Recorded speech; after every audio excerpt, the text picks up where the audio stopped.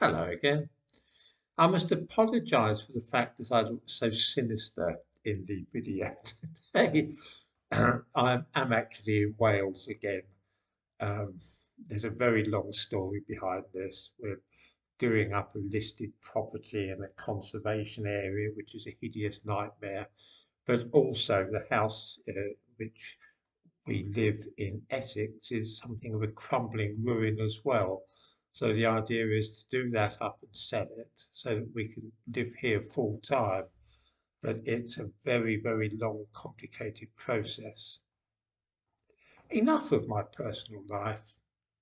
One of the problems with the more academic universities in Britain is that as long as they remain very academic, they are unable to get many black students.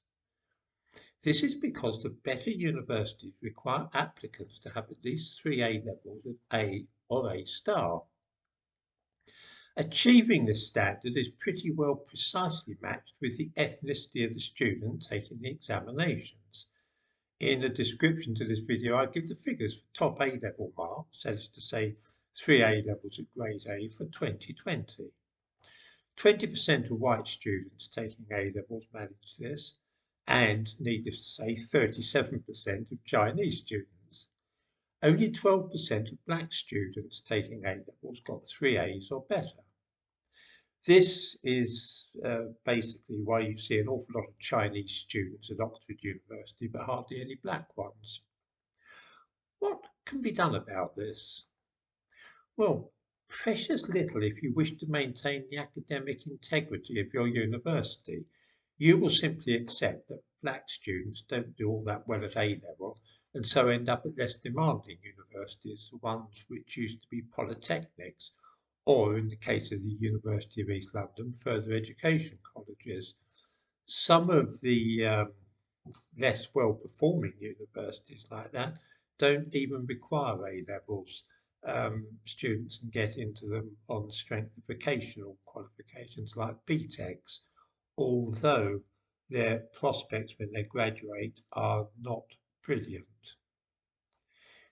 If you don't like that situation, which is to say that the lower the standing of the university, the more black students it has, and vice versa, the better the university, the fewer the black students, you can start trying to rig the admission process so that fewer white students and Chinese people get in and more black people are admitted.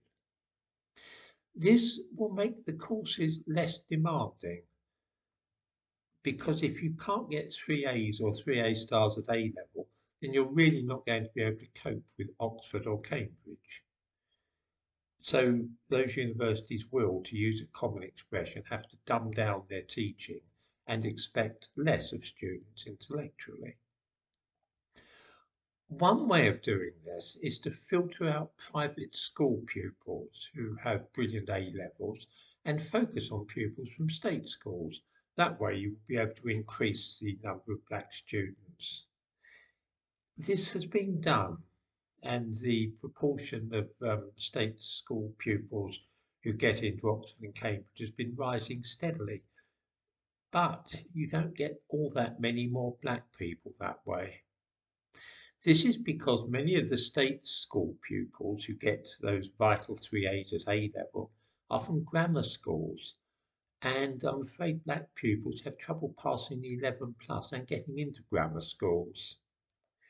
Cambridge is now planning to treat grammar school pupils in the same way as pupils from private fee-paying schools.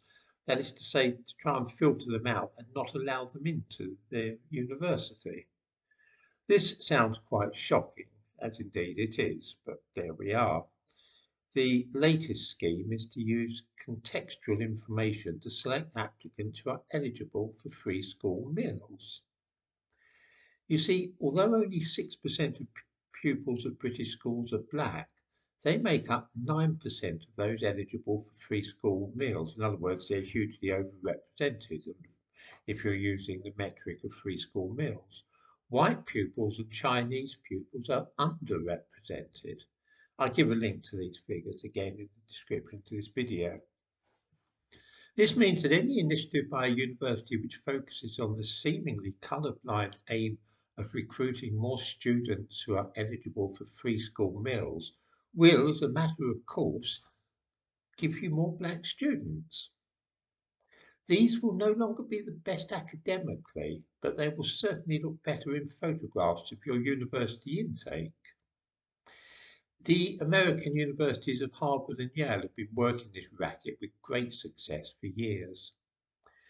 In the description to this video, I also give a link to a news item about a statement by the Vice Chancellor at Cambridge University, who makes this quite explicit. Let me quote what he says. He says that Cambridge could introduce new metrics, including grammar school recruitment, that means discouraging grammar school recruitment, and free school meal eligibility, because going to a state school was not a precise measure of socio-economic background. By that he means that it doesn't generate enough black pupils. Professor Troop, the Vice-Chancellor, also welcomed scholarships for black students that have been funded by the rapper Stormzy, which had helped broaden participation. He told the Times, "We don't address all these problems simply by having more people come from state schools. We're much more interested in looking at deprivation and free school meals data, which we think gives us a better picture." By a better picture, he means it enables them to identify more black pupils. The end result of this foolishness will be students who cannot cope with rigorous academic study and universities which are forced to make their courses easier so that black students can pass and get a decent degree.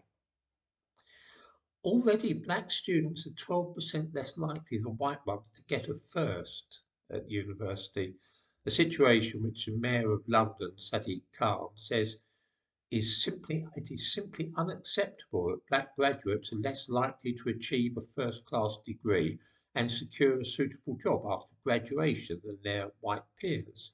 I give a link to this as well. Why this is happening might be a good question to ask ourselves. Because they can't get good A levels, many black students enter university on the strength of vocational qualifications like BTECs, and those entering university with BTECs have much less chance of getting a good degree.